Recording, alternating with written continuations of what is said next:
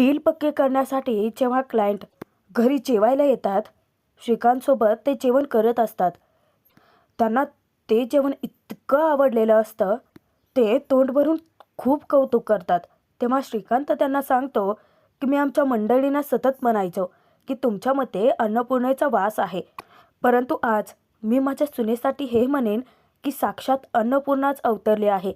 कावेरीला श्रीकांत आपल्या जवळ बोलावतो आणि तिच्या पाठीवरती कौतुकाची थाप टाकतो. शाब्बास, जेवण आवडलं बरं का. तेव्हा यश, कावेरी दोघे एकमेकांकडे पाहून डोळे मिचकावतात. परंतु यमुनाला मात्र संशय येतो. काकूंना ती सांगते की मला नाही वाटत हे मोदक कावेरीने बनवले असतील, कारण काल जेव्हा मी तिला भगर मागितली ना, तेव्हा तिने अगं रवा आणून दिला मला. काकू तिच्यावरती फिदी फिदी असते. यमुना तिच्यावरती रागावते, अगं हसू नकोस. आलेले क्लायंट श्रीकांतला म्हणतात, आता तुमच्या घरात हे जेवण खाल्ल्यानंतर असं वाटतंय की तुमचे प्रॉडक्ट कधी एकदा आम्ही चेक करतोय.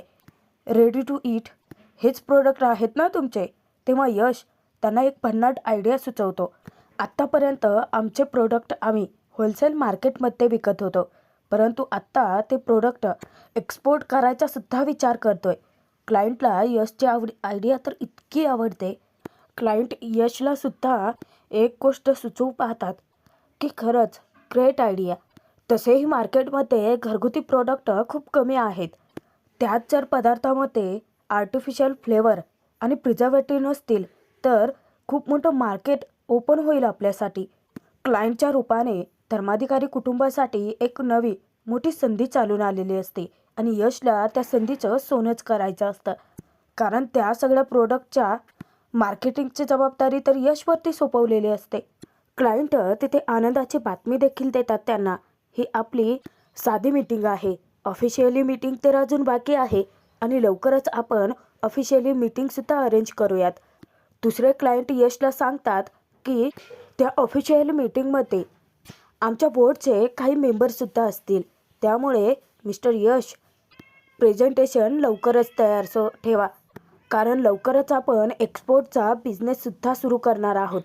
ही बातमी ऐकून तर धर्माधिकारी कुटुंबाच्या आनंदाचा पारावार राहिलेला नसतो. तेव्हा श्रीकांत त्यांचे मनापासून आभार मानतो, तर क्लायंट हसत त्याला बोलतात की अहो श्रीकांत साहेब, थँक्यू काय म्हणताय, मोदक वाढा अजून एक. श्रीकांत कावेरीला हाक मारतो, परंतु सुलक्षणाला कावेरीचं इतकं कौतुक मात्र बघवत नसतं. मुद्दाम ती विद्याला मोदक घेऊन यायला सांगते. यामध्ये खरं क्रेडिट द्यायचं झालं तर यशला द्यावं लागणार असतं, कारण ती कमाल त्याने स्वतः करून दाखवलेली असते. नाव फक्त कावेरीचं होतं.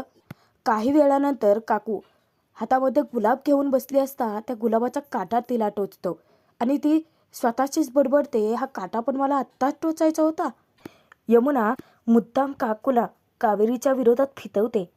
तिला टोमणे मारते की हल्ली सगळीकडूनच काटे टोचतायत आपल्याला. तेव्हा काकूंचा सुद्धा कावेरीचा राग उफाळून येतो. जोपर्यंत ते कावेरी नावाचं काटेरी झाड आपल्या घरात आहे ना, तोपर्यंत ते सगळ्यांना टोचून रक्तबंबाळ करतच राहणार आहे. यमुना मुद्दाम भडकावते, काकू तू जरा जास्तच लक्ष ठेव बरं का त्या कावेरीवर. आपली निशा जर तिच्या नादाला लागून तिच्यासारखी झाली, या वर्षात तर सोड, अख्ख्या जन्मात तिचं लग्न होणं शक्य नाही आहे. यमुना स्वतः नामानिराळी राहते आणि काकूंना टिवचून सोडते. काकूसुद्धा वैतागते. काय करणार ग यामी, माझेसुद्धा हात वहिनींमुळे दगडाखाली अडकले आहेत ना. मुद्दामच यमुना टोचून बोलते की हो ना, माझ्या जागी जर मी असते ना, तर त्या कावेरीला केव्हाच बाहेरचा रस्ता दाखवला असता अगं. नशीब काकूंच्या डोक्यात लवकर प्रकाश पडतो. यमुनाला ती सांगते की ए बाई, काहीही झालं तरी तू त्या कावेरीला कमी समजू नकोस हा. काहीही होऊ देत, ती बया कोणापुढे कधीच वाकत नाही. कावेरीपेक्षा काकूंना जरा जास्तच विश्वास असतो तिच्यावरती. कावेरीला धडा शिकवण्यासाठी यमुनाला काहीतरी करायचं असतं, परंतु त्याच वेळेस तिच्या डोक्यात घाणेरडं कारस्थानही शिजतं. इकडे रात्रीच्या वेळी यश कावेरीबद्दलच विचार करत असतो. तो इतका खुश असतो. स्वतः त्याने कावेरीला सगळा स्वयंपाक शिकवला. त्यानंतरचा त्याला तो प्रसंग आठवतो, ज्यावेळेस भर बाजारामध्ये गुंडांसोबत तिची मारपीट झाली होती. जेव्हा यशच्या हाताला जखम झाली होती तेव्हा त्याच्या हातावरती, त्या जखमेवरती मलम लावणारी सुद्धा कावेरीच होती. ते सगळे प्रसंग आठवत त्याच्या चेहऱ्यावरती गोड स्माईल असतानाच नेमकी कावेरी येते. गुपचूप त्याच्या डोक्यावरती शेफची टोपी घालत मोठ्यानेच ती अनाऊन्स करते, लेडीज अँड जेंटलमॅन, या वेळेसचा शेफ ऑफ द इयरचा मानाचा मुकुट जातो आहे यश धर्माधिकारी यांच्या डोक्यावरती. टाळ्या, असं म्हणत ती जोरजोराने टाळ्या वाजवत असताना यश तिला सावध करतो. हळू बोला, कुणीतरी ऐकेल. कावेरी आत्ता तर खूप खोल हळू आवाजामध्ये यशला म्हणते की तुम्ही मला रात्री स्वयंपाक शिकवला ना, म्हणूनच तर मला आज तो बनवता आला. यश मोठ्याने विचारतो की काय? तेव्हा कावेरी उलट आता त्याला सांगते की हळू बोला, कोणीतरी ऐकेल. तुम्ही मला रात्री स्वयंपाक शिकवलात ना, म्हणूनच तर आत्ता मला बनवायला आला. तेव्हा कावेरीच्या तोंडून स्वतःचं कौतुक ऐकून यश खूप खुश असतो. कावेरी त्याला विचारते की तुम्हाला कसं कळलं मला अजिबात स्वयंपाक येत नाही. तेव्हा यश तिची थट्टा करत म्हणतो की तुमचा हाच कॉन्फिडन्स बघून, आणि तिच्यावरती जोरजोराचा हसायला लागतो. कावेरीचा चेहराच उतरतो. त्यानंतर तिचं लक्ष सोफ्याच्या मागं जातं. आत्ता यशची पोल खोलवणार असते, कारण सोफ्याच्या मागं कावेरीने बनवलेला लाडवांचा डबा त्याने लपवून ठेवलेला असतो. कावेरी तो लाडवांचा डबा हातामध्ये घेत विचारते, तुम्हाला रात्रीची भूक लागते का? तेव्हा यश पटकीने तो डबा आपल्या ताब्यात घेतो आणि कावेरीला सांगतो की नाही, तसं काही नाही, चुकून राहिला असावा. यश आता तो डबा दुसरीकडे ठेवणार तर कावेरी त्याला अडवते. कावेरीला आतापर्यंत ज्या गोष्टीचा सर्वात जास्त आनंद झाला होता तो एका क्षणात धुळीला मिळणार असतो. कारण ते लाडू जेव्हा ती हातात घेते तेव्हा तिच्या लक्षात येतं. यशला ती म्हणते की हे लाडू तर त्या दिवशी मी बनवले होते ना. कावेरीला काही कळतच नसतं की नक्की गफलत का झाले. यशने ते लाडू इथे का लपवले असतील. ज्यावेळेस यश तिच्या हातून डबा हिसकावून घेत असतो तेव्हा तो डबा घेता क्षणी कावेरीच्या हातात असलेला लाडू खालती पडतो. कावेरीला आश्चर्य वाटतं. त्यानंतर तो लाडू ती परत उचलते आणि जोराचा खाली आपटते. लाडू फुटलेलाच नसतो. कावेरीला आत्ता लक्षात येतं की तिच्या हातून नक्की काय गोंधळ झालाय. यशने तर आता सगळं सत्य बाहेर आल्यामुळे डोळे बंद करून घेतलेले असतात. कावेरी यशला विचारते की म्हणजे त्या दिवशीचे नैवेद्याचे लाडू तुम्ही बनवले होते? त्यावेळेस यश फक्त मान डोलावतो. कावेरीला मनातून खूप वाईटही वाटतं, परंतु त्याच क्षणी यश तिच्या हातून तो लाडू पटकन त्या भरणीमध्ये टाकतो आणि तो बाहेर जाणार तेव्हा कावेरी त्याचे आभार मानते की थँक्यू. प्रत्येक संकटामध्ये, प्रत्येक वेळेस अडचणीमध्ये तुम्ही न सांगता माझी मदत केली आहे. यश तिला म्हणतो की इट्स ओके, परंतु यशचा हाच गोड स्वभाव कावेरीला भावलेला असतो. दोघे आता खूप वेळ एकमेकांकडे पाहतच राहतात. कावेरीला यशचा भूतकाळ काहीच माहिती नसतं आणि कावेरीचं बोलणं म्हणजे यशसाठी असं ठरतं की जसं जखमेवरची, दुःखावरची खपली काढल्यासारखं. यश तेथून जाणार तेव्हा कावेरी त्याला म्हणते की खरंच तुम्ही इतकं मन लावून स्वयंपाक बनवताना, खूप प्रेमाने बनवता. ते बनवत असताना जाणवतं हो. तुम्ही एक काम करा ना, म्हणजे मला माहिती आहे या घरात पुरुषांना किचनमध्ये सुद्धा जाणं अलाउड नाही आहे, परंतु मला कन्व्हिन्स करा ना, एक स्पेशल केस बनवून कन्व्हिन्स करा आणि तुम्ही ना मोठे शेफ बना. यशला आता जबरदस्त धक्काच बसतो, परंतु कावेरीचं बोलणं त्याचा खूप जिव्हारी लागतं. कारण यशचं उराशी बाळगलेलं इतकं मोठं स्वप्न आधीच धुळीला मिळाले.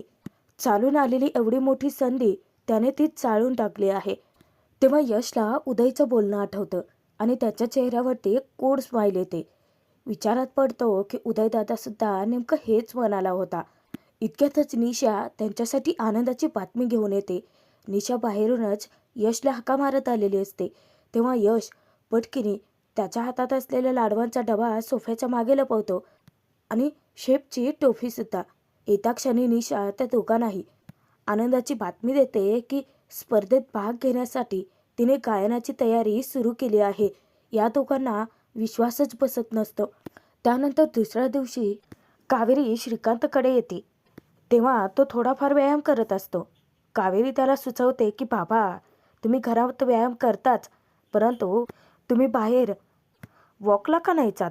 तेव्हा श्रीकांत हसत सांगतो की मला सुद्धा चालायला खूप आवडतं, परंतु यश असेल तर जाता येतं ना, कारण माझा पाय असा आहे, कुठे गेलो आणि धडपडलो तर किती मोठा व्याप होऊन जायचा. तेव्हा कावेरी म्हणते की फक्त एवढंच ना, चला आज मी तुम्हाला कंपनी देते. कावेरी स्वतः श्रीकांतला बाहेर घेऊन जाते. श्रीकांतला ती विचारते की इथे मैत्री उद्यान आहे ना, आपण तिथपर्यंत जाऊन येऊयात. तेव्हा श्रीकांत सुद्धा उठतो आणि कावेरीसोबत बाहेर वॉकला जातो. आता इथेच खूप मोठा ट्विस्ट आलेला असतो, कारण मंदार वाईट काळ म्हणून परत एकदा कावेरीच्या आयुष्यात येतो. कावेरी श्रीकांतला त्या उद्यानामध्ये घेऊन जाते आणि तिथेच कावेरीवरती तो बारीक नजर ठेवून असतो. घरी सुलक्षणा तुळशीची जेव्हा पूजा करत असते तेव्हा यश येऊन विचारतो किंवा तू बोलवलंत मला? तेव्हा सुलक्षणा म्हणते की हो, निशा इतक्या दिवसानंतर गाण्याच्या स्पर्धेमध्ये भाग घेते, तेव्हा मला असं वाटलं की आपण तिच्यासाठी एखादा छानसा ड्रेस घेऊयात. तेव्हा यशला सुद्धा ती आयडिया खूप आवडते. तो म्हणतो की तुला सोडायचं कशाला, मी येतो ना तुझ्यासोबत. इतक्यात यमुनाही येते. यमुना सुद्धा सुलक्षणाला हट्ट धरून बसते की मला पण यायचं आहे. कित्येक दिवस झालं मी शॉपिंगच केलेली नाही आहे आणि आज आमचे बंधुराज आमच्यासाठी शॉपिंग करशील ना यश? तेव्हा यश म्हणतो की का नाही, आज तुला हवं ते घे. त्यांच्या गप्पा गोष्टी चालू असतानाच सुलक्षणा यशला म्हणते की थांब, मी तुझ्या बाबांना सांगून आले. तेव्हा यश यमुना दोघेही सांगतात की बाबा कुठे गेलेत, सकाळपासून आम्हाला दिसलेच नाही आहेत. तेव्हा सुलक्षणाला धक्काच बसतो. उद्यानामध्ये श्रीकांत कावेरीला सांगतो की आजच्या पुरता बस झाला वॉक, आपण आता घरी जाऊयात का? कावेरी जेव्हा श्रीकांतला घरी घेऊन येत असते तेव्हा श्रीकांतला धाप लागते. चालून तो खूप दमलेला असतो. तो कावेरीला विचारतो की आपण थोडा वेळ थांबूयात का? कावेरी घाबरत विचारते की काय झालं बाबा, तुम्हाला कसला त्रास होतोय का? तेव्हा श्रीकांत सांगतो की नाही ग, आज खूप जास्त चालणं झालं ना, त्यामुळे थोडं थकल्यासारखं वाटतंय. कावेरी श्रीकांतला शेजारच्या बाकावरती बसवते आणि त्याच्यासाठी पाणी आणण्यासाठी जाते. तेव्हा श्रीकांतला जोराची धापही लागलेली असते आणि त्यातून ठसकाही लागतो. जेव्हा त्याला हा त्रास याच संधीचा फायदा साधून मंदारने जबरदस्त ट्रॅप रचलेला असतो. एका बाईकवाल्याला मुद्दाम श्रीकांतच्या अंगावर गाडी घेऊन जायला सांगतो आणि श्रीकांतला वाचवण्याची नाटकं करतो. मोठ्याने त्या बाईकवाल्याला ओरडण्याचीही नाटकं करतो की तुला नीट बघून गाडी चालवता येत नाही का रे? श्रीकांतच्या हाताला जखम झालेली असते आणि श्रीकांतचं काहीच ऐकून न घेता मंदार त्याला जबरदस्ती करतो. अहो काका, तुम्ही माझ्या बाबासारखे आहात, तुमचं घर कुठे आहे मला सांगा, मी तुम्हाला सोडतो. श्रीकांत त्याला म्हणतोही की अरे राहू देत, माझी सूनबाई आहे इथे, ती माझ्यासोबत आली आहे. परंतु मंदार काहीच ऐकून न घेता त्या सगळ्यांचा विश्वास संपादन करण्यासाठीचा ट्रॅप तर रचलेला असतो आणि मुद्दाम श्रीकांतला घेऊन तेथून तो घरी यायला निघतो. मंदार श्रीकांतला जबरदस्ती त्याच्या गाडीपर्यंत घेऊन येतो आणि त्याला गाडीतून त्याच्या घरी सोडायला जात असताना मुद्दाम चांगुलपणाचा आव्हानात श्रीकांतला तो सांगतो की काका, खरं तर माझंही नशीब म्हणायला काही हरकत नाही, कारण सगळं थोडक्यात निभावलं. जेव्हा तुम्ही बाकावर बसला होतात ना, तेव्हाच माझं तुमच्याकडे लक्ष गेलं होतं. तुम्ही माझ्या बाबांसारखेच आहात. तुम्हाला बघून मला माझ्या बाबांची आठवण आली आणि म्हणूनच तर तुम्हाला वाचवण्यासाठी मी धावत आलो. तेव्हा श्रीकांत त्याचं खूप कौतुक करतो की खरंच तुझ्यासारखे मदतीसाठी तत्पर असलेले तरुण हल्ली क्वचितच बघायला मिळतात. अरे, तुझ्या आईबाबांचे तुझ्यावरती खूप चांगले संस्कार झालेत. मंदारने श्रीकांतवरती आपलं इम्प्रेशन झाडलेलं असतं. श्रीकांतही डोळे झाकून त्याच्यावरती विश्वास टाकतो. श्रीकांत जेव्हा मंदारला त्याचं नाव विचारतो तेव्हा त्याने त्याचं खोटं नाव सांगितलेलं असतं की मकरंद पाटील. आपसुकच श्रीकांत नावाचा मासा मंदारच्या गळाला लागलेला असतो आणि त्याचाच वापर करून तो कावेरीच्या आयुष्यात पुन्हा शिरण्याचा प्रयत्नात असतो. जेव्हा कावेरी परत येते तर तिला कुठेच श्रीकांत नजरेस पडतच नाही आणि तिच्या काळजाचा ठोकाच चुकलेला असतो. प्रचंड घाबरून जाते. इकडे तिकडे सगळीकडे ती चौकशी करत असते. आजूबाजूच्या भाजीवाल्यांना, आसपास असलेल्या लोकांना ती विचारते, चौकशी करते, परंतु कोणीही श्रीकांतला पाहिलेच नसल्याचं सांगतात. आता मात्र कावेरीच्या काळजाचा ठोका चुकतो. पटकीने ती यशला कॉल करते आणि यशला धक्कादायक बातमी सांगते की बाबा सापडत नाही आहेत. यश विचारतो की बाबा सापडत नाही आहेत, कुठे आहात तुम्ही? तेव्हा कावेरी सांगते की हे मैत्री उद्यान आहे ना, त्याच्या पुढच्या बाजूला गणेश मंदिरापाशीच आहे. कावेरी प्रचंड घाबरल्याचं यशच्या लक्षात येतं. तो तिला धीर देतो. हे बघा, तुम्ही अजिबात घाबरू नका, मी येतोय तिथे, आपण शोधूयात. फोन ठेवता क्षणी सुलक्षणा यशला जाब विचारते की आपण शोधूयात म्हणजे? यश नक्की कोणाचा फोन होता, काय झालंय? तेव्हा यश खुलासा करतो की बाबा सापडत नाही आहेत, कावेरी वहिनीचा फोन होता, तू काळजी करू नकोस, आम्ही शोधतो, असं सांगून यशसुद्धा निघून जातो. आत्ता मात्र सुलक्षणासुद्धा शॉकमध्ये असते आणि त्याच शॉकमध्ये ती जेव्हा धडपडते तेव्हा यमुना पटकन तिला सावरते. थोड्याच वेळात यश कावेरीपर्यंत पोहोचतो आणि तो विचारतो की कावेरी नक्की काय घडलं होतं? तेव्हा कावेरी घडला सगळा प्रसंग सांगते. आम्ही वॉकला बाहेर पडलो होतो, अचानक बाबांना धाप लागली म्हणून इथे बाकावर मी त्यांना बसवलं आणि त्यांच्यासाठी पाणी जेव्हा घेऊन आले तेव्हा ते इथे नव्हतेच. यश परत एकदा तिला धीर देतो की काळजी करू नका, आपण इकडे तिकडे शोधूयात. तोचपर्यंत सुलक्षणा देवीसमोर प्रार्थना करत असते श्रीकांतला सुखरूप घरी घेऊन येण्यासाठी. यमुना धीर देण्याच्या सावरण्याच्या नावाखाली मुद्दाम कावेरीच्या विरोधात भडकावते. त्या कावेरीला काय गरज होती ग मा, बाबांना इतक्या लांब घेऊन जायचे? आणि बाबा पण काय, तिला गरीब काय समजून तिचं सगळं बोलणं ऐकत असतात. तिला चांगलंच माहिती आहे ना की बाबांना जास्त दूरपर्यंत चालता येत नाही. तरीसुद्धा सुलक्षणा जेव्हा तिच्याकडे धक्क्याने पाहते तेव्हा यमुना नाटकं तर अशी करते की मा, बाबांच्या काळजीपोटीच बोलते मी. कावेरीवरती तंतनतच यमुनासुद्धा हात जोडून श्रीकांता सुखरूप घरी घेऊन येण्यासाठी देवीकडे प्रार्थना करत असतानाच नेमका मंदार श्रीकांतला घेऊन घरीच पोहोचलेला असतो. मंदार इकडे तिकडे घराची पूर्ण बाजूने तपासणी करत असतो. इतक्यातच घरच्यांचं लक्ष जातं आणि सगळेच जण धावत श्रीकांतकडे येतात. श्रीकांतच्या हाताला जखम झालेली असते, तिथे मंदारने त्याचा रुमाल बांधलेला असतो. सुलक्षणा श्रीकांतवरती नुसता प्रश्नांचा भडीमार करते की अहो कुठे गेला होता तुम्ही, हाताला हे काय लागले आणि ही व्यक्ती कोण आहे? श्रीकांत वैतागून बोलतो, सांगतो मंडळी, सगळं सांगतो, आधी आत तरी येऊ देत. श्रीकांतला सोफ्यावरती बसवल्यानंतर तो पाणी प्यायल्यानंतर घडला सगळा प्रसंग घरच्यांच्या कानावरती घालतो. मंदारने त्यांच्या घरातल्या माणसांवरती सुद्धा स्वतःचं इम्प्रेशन टाकलेलं असतं. श्रीकांत मंदारचं इतकं कौतुक करत असतो. तो सुलक्षणाला सांगतो की मंडळी, हे होते म्हणून मी थोडक्यात वाचलो. मंदार मनोमन इतका खुश होतो की हेच तर हवं होतं मला, तुमचा विश्वास जिंकायचा होता. त्याचं काम पथ्य झालेलं असतं. तर आजचा भाग इथेच संपतोय. पुढील भागात बघूयात.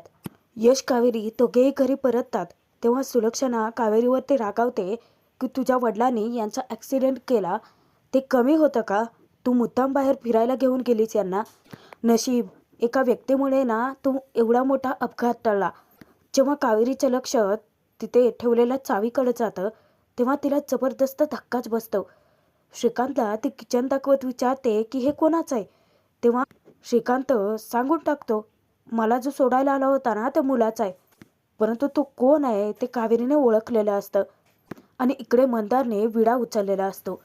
नाही त्या कावेरीला माझ्या तालावर नाचवलं तर नावाचा मंदार नाही मी. कावेरीच्या आयुष्यात मंदारच्या येण्याने नक्की काय घडेल आणि यशला विश्वासाने कावेरी आपला सगळा भूतकाळ सांगून टाकेल का? पाहणं मनोरंजक असतं.